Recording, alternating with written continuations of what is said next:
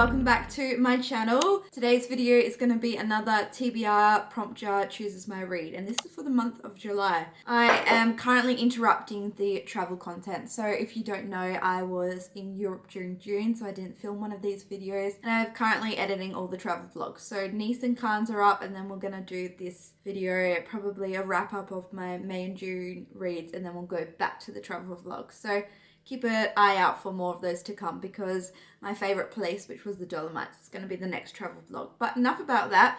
Today is a reading vlog. I have been in my reading era so much. I just love it. I actually went to Supernova in Perth only on the weekend just gone, and I got Fourth Wing and Iron Flame signed by Rebecca Yarros. I have a terrible photo, but I'll pop it here of me with Rebecca Yarros, and she was so nice. So that really inspired me to keep up my reading. So we're going to pick 6 prompts. I tend to read probably between 5 and 8 books a month. So 6 is a good number. I'm excited because, like I said, I haven't done this for a while. So we'll see what we get.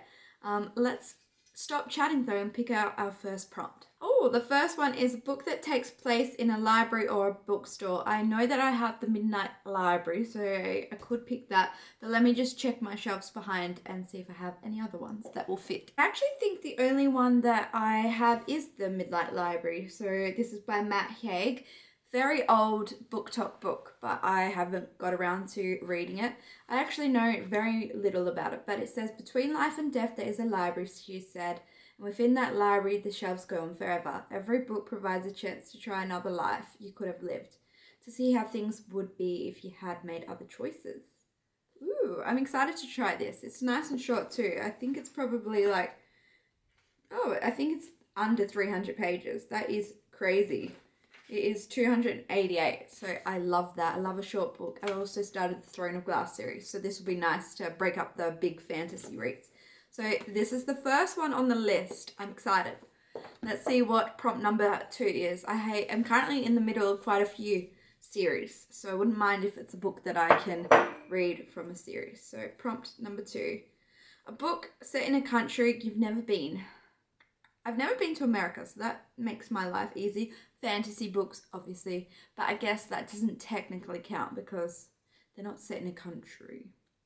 Let me have a look. Okay, I have a few picks. I thought that a fantasy is not really appropriate because no one's been to those countries.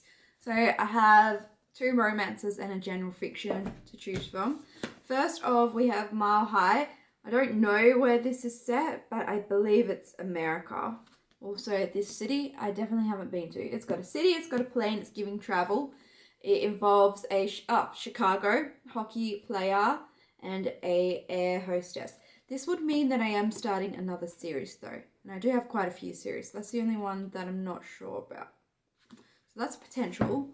Then we have Tomorrow and Tomorrow and Tomorrow. And I know that the main character, Sam, is from Massachusetts. I just read. I haven't been to America, so this makes my life a little bit easier. This is general fiction. It is by Gabrielle Seven. I've heard amazing things about it. I think it continuously comes up on my prompts as something I should read. So this is the other option. I'm excited to read that eventually.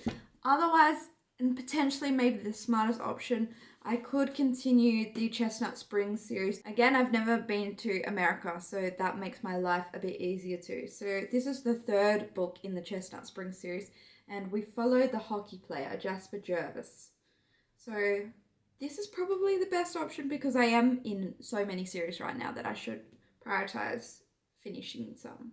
Let's go with this. Let's go with Powerless by Elsie Silver.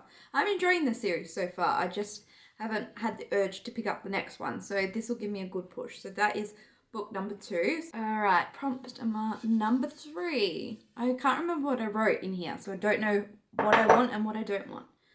Oh, a book you predict will make you cry. Oh, so that's got to be something sad. I have a few that I know are sad. I'm not a huge book crier. I think what will get me is like a romance story that's quite deep. I have 2 romance books and again, TikTok books. I haven't read them yet. So we could read Archer's Voice. I believe it's just a standalone book, but I could be wrong. I know that there's also Trevor by the same author, but I think they're not related. So, I wanted to lose myself in the small town of Pelion, Maine, to forget everything I'd left behind, the sound of rain, the blood, the coldness of a gun against my skin. For 6 months, each breath has been a reminder that I survived, and my dad didn't. And then it keeps going on. So that already sounds very emotional and taxing. I've heard awesome things about this book. So we could read this by Mia Sheridan, if I didn't mention that. Otherwise, we could start Binding 13 finally. It's just so chunky. I just don't know if I have it in me. But this is the Boys of Tommen series. I'm one of those people that has bought all of them. That's so bad because I haven't started this series. But I've heard that it is like a romance story, friendship story, but the characters have very like traumatic upbringing. So definitely check trigger warnings if you're going to read it. I do want to read it, but I think I'm going to pick Archer's Voice. Again, it's not a series. I've heard awesome things about it and I just need to get around to reading it. But I might get this on Audible so that I can start listening to it as well during this month. So maybe I'll start it as well. But for the actual prompt, we're going to go with Archer's Voice by Mia Sheridan. So another, I think it's a romance. This is so fun. I forgot how fun it is to do this. Let me pick prompt number 4. What is it? Oh no, I'm going to have to pick again. A book by Abby Jimenez. I have actually read all of the books by Abby Jimenez. I read them whilst I was on holiday. The 3 that I own. And I don't think I should go out and buy a book this month because I'm trying to save my money. So I know it's technically not within the rules, but I'm going to repick. But I do really recommend her books. I have read Part of Your World, Yours Truly, and Just for Summer. I just read Just for Summer and I gave it 5 stars. It actually made me cry. I loved it. Honestly, like her writing, if you haven't read any, I recommend it. But we are going to repick for prompt number 4. Please don't come for me. I know she has a few more books that I could read, but I shouldn't spend my money. Oh, cool. Read a book involving magic. So that is a fun one to pick because I have obviously quite a lot of fantasy books. There's one that I really want to read, a new one that I bought that is called When the Moon Hatched. I assume it has magic in it. I don't know. Would you say that Throne of Glass has magic? I've only read Assassin's Blade. There wasn't really magic in that I can remember. Oh no, I have 2 that I really want to read and I forgot about this one. I have The Chrism Moth by Kristen Cicerelli. I believe that's how you say it. This is going to be a duology too, so that's exciting. The only thing more treacherous than being a witch is falling in love with one. So there's witch involved. There's magic, forbidden love, enemies to lovers. Like that's, oh, sign me up. That sounds so good. But we also have When the Moon Hatched by Sarah A. Parker. And look how beautiful that cover is. And this says that it's got phase. So I would assume there is magic in this as well.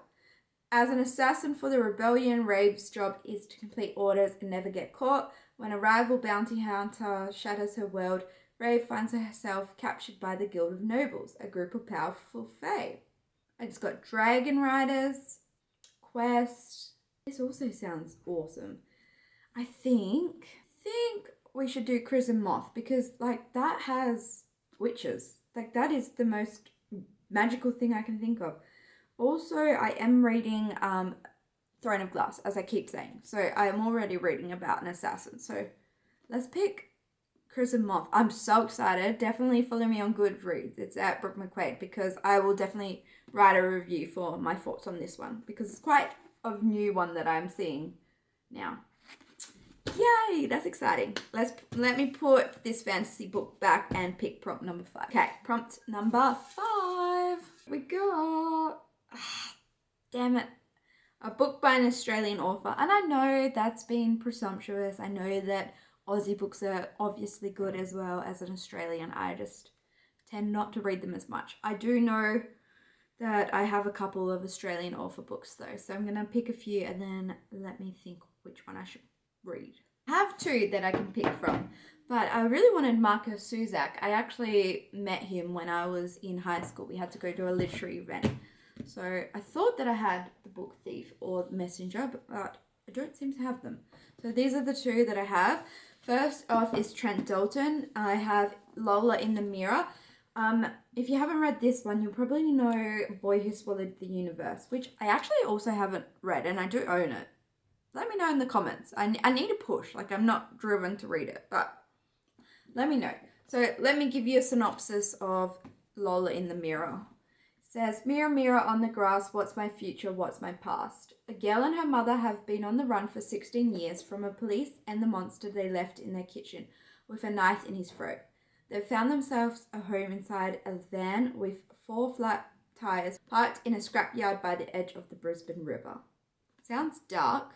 I do believe that Archer's voice also involves guns and someone dying, so that might be a little bit dark for me. But that is option 1. I do love the cover. Like, that's beautiful.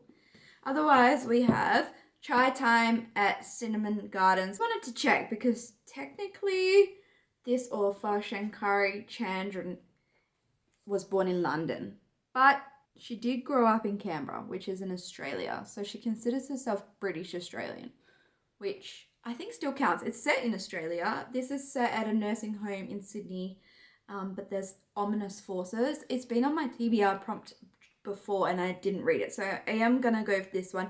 I'm sorry if it's a technicality, but she considers herself an Australian author, and this is set in Australia, so I think it counts. She also grew up here, so that is Australian to me. So this is the one we go for. I'm going to let you know if I like this too, because it really, really intrigues me. It's got great reviews on Goodreads from what I remember as well. So that is my 5th book. We only have 1 more prompt left. Okay, let's see what the last prompt is going to be. It would be great if it was a continuous series. Young adult romance. My least favourite type of romance. I'm going to be honest. I am more of an adult romance. I have Checkmate by Ali Hazelwood, which is young adult from what I remember. Let me check my other romance books, but I think most of them are adult romance. Okay, so reading Betting on You. I think this could technically maybe count as adult. It looks like they start the story when they're children and then it goes into the future and they're co-workers together. So that's giving post-college at the very least. So I think I'm going to rule out Betting on You by Lynn Painter. Love the cover though. So maybe Checkmate, but let me keep looking. This is Checkmate. I actually have an edition from overseas that has check pieces here. Ali Hazelwood. I just read Bride, so compared to Bride, this is going to be very different. I loved Bride. Like, I don't know if there's something wrong with me, but I loved that book so much. If you haven't read it, I recommend that. That's more, it's not dark. I wouldn't call it dark romance at all, but it's just a fantasy romance, a romantasy, one would say, between a werewolf and a vampire. And I really, really enjoyed it.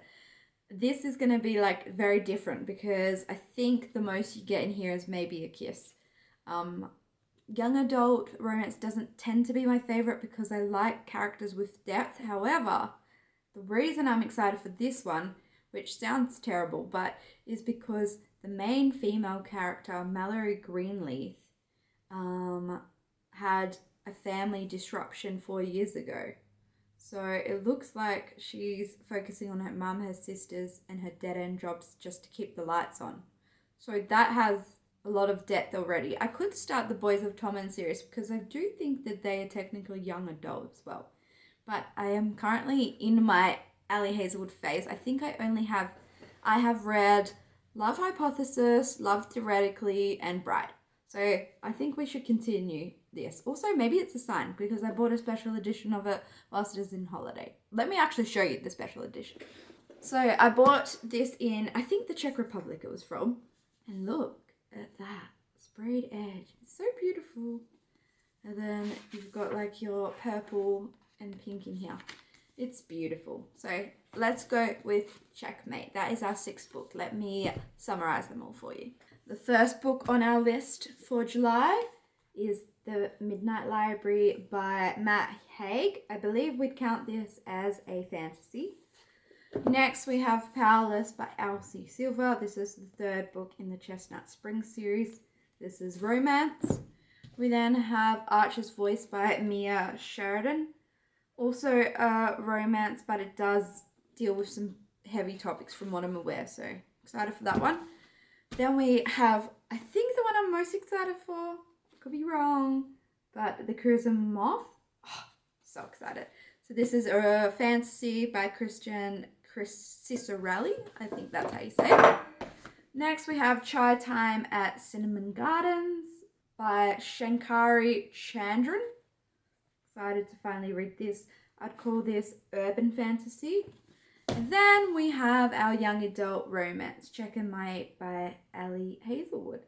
So those are the 6 books on the TBR list for July. I also need to read the Things We Leave Unfinished by Rebecca Yarros, which is Rebecca Yarros's romance book, one of them. She's got a few. That's the book club book for this month. So that is also on my list to get reading. But for now, I'm going to love you and leave you. Definitely keep an eye out for the next video, which will be my May and June wrap-up videos, because I have actually a couple of 5 stars in there. I had a really good reading month, so keep an eye out for that. Let me know in the comments if there's any books you think I should read, add to the list. I know that the next Powerless book is coming out by Lauren Roberts, so I'm excited for that one as well. But for now, I will see you in my next video. Bye!